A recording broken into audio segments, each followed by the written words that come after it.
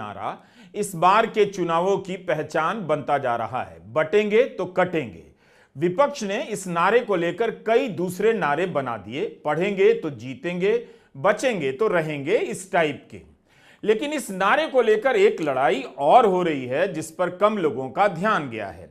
यह लड़ाई हो रही है कांग्रेस अध्यक्ष मल्लिकार्जुन खड़गे और मुख्यमंत्री योगी आदित्यनाथ के बीच।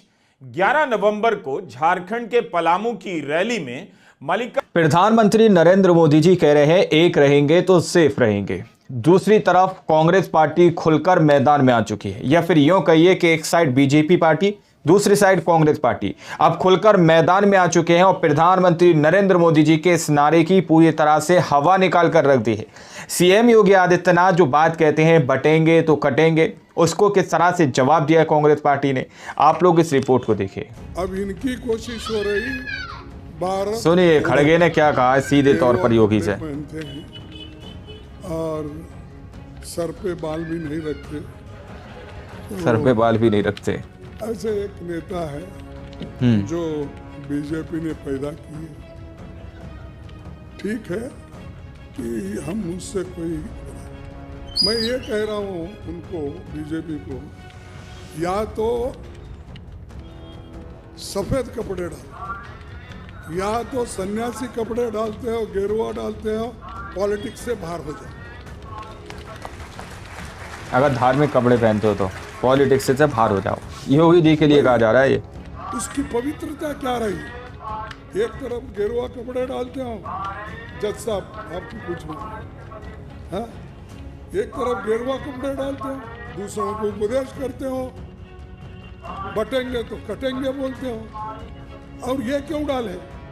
अरे आपका काम तो सबको जोड़ना, सबसे प्रेम से बात करना, सबको एक रखना। योगी मुख में राम बगल में छुरी, मुंह में राम बगल में छुरी, साधु का ड्रेस डालते हैं और वो ये बोलते हैं कि बटेंगे तो कटेंगे। अरे भाई कौन बांट रहा है? कौन बांट रहा है? अरे बांटने वाले भी आप ही हो, काटने वाले भी आप ही हो। खड़गे जी अनावश्यक रूप से मेरे ऊपर लाल पीले हो रहे हैं, गुस्से में। खड़गे जी मेरे ऊपर गुस्सा मत करिए, मैं तो आपकी उम्र का सम्मान करता हूं।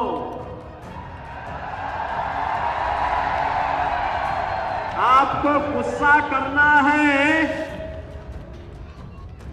तो निजाम पर करिए, हैदराबाद के निजाम को। जिस हैदराबाद के निजाम के रजाकारों ने आपके गांव को जलाया था, हिंदुओं की निर्मम हत्या की थी। रिक्वेस्ट कर रहा हूं, बाबा तुम ये बाबा का ड्रेस छोड़ दो, आप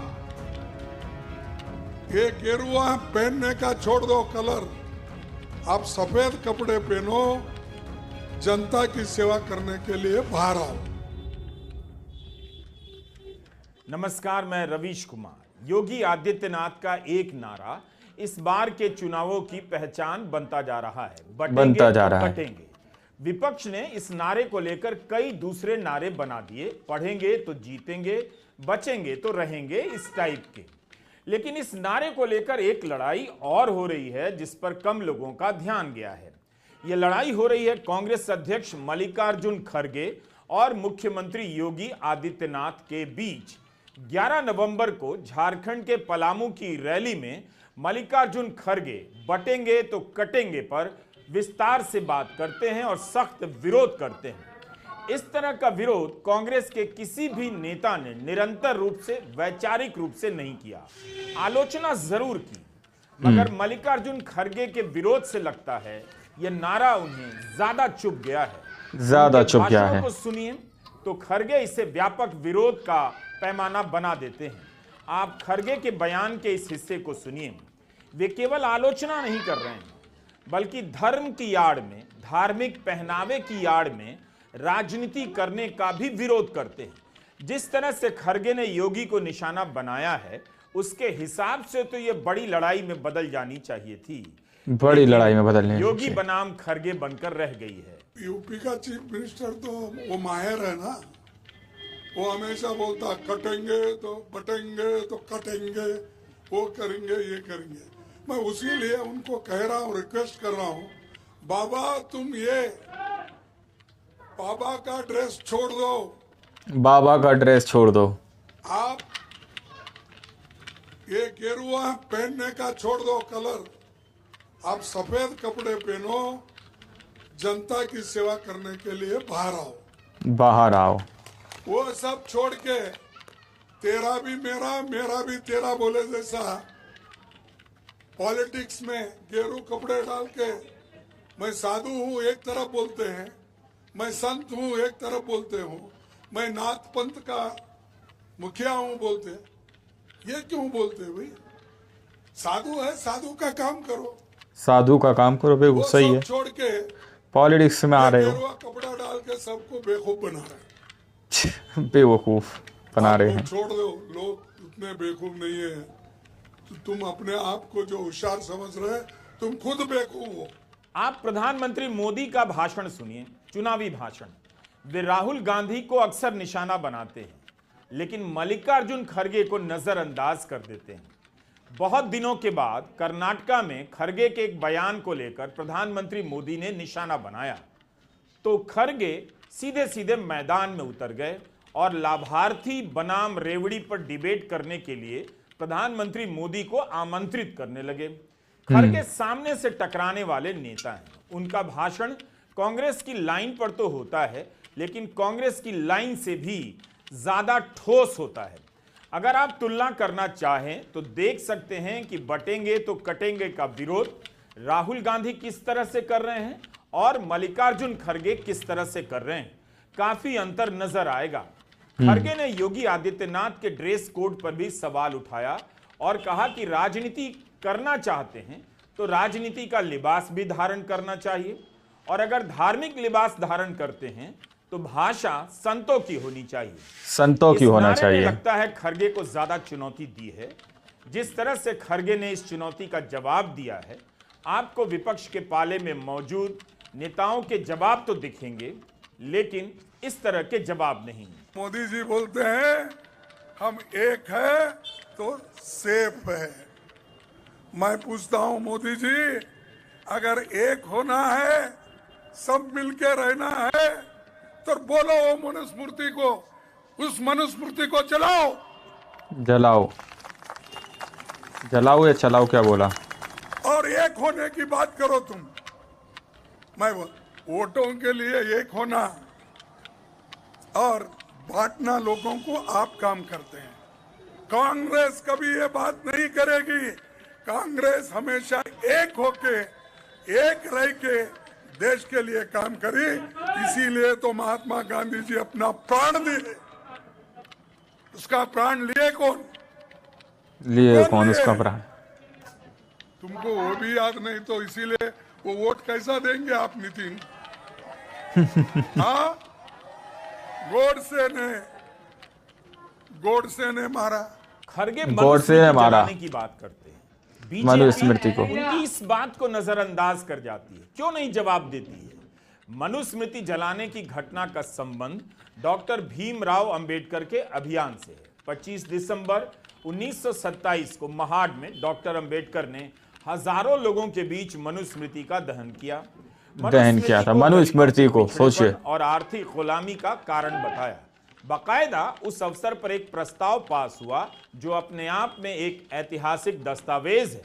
कहा गया कि यह किताब इंसानियत को बांटने वाली है, उसे नष्ट करने वाली है। दलित चेतना के इतिहास में यह घटना मील का पत्थर मानी जाती है। मल्लिकार्जुन खड़गे बटेंगे तो कटेंगे के नारे को मनुस्मृति से जोड़ते हैं और बताते हैं कि बांटने की विचारधारा कहां से शुरू होती है, इस विचारधारा की जड़ कहां कहां मौजूद है। इन्होंने बांटने का काम खुद किया। कैसा? इन्होंने तो हजारों सालों से पहले हमको बांटे। हजारों सालों से सप्रेस करे हमको काटते ही आ रहे हैं।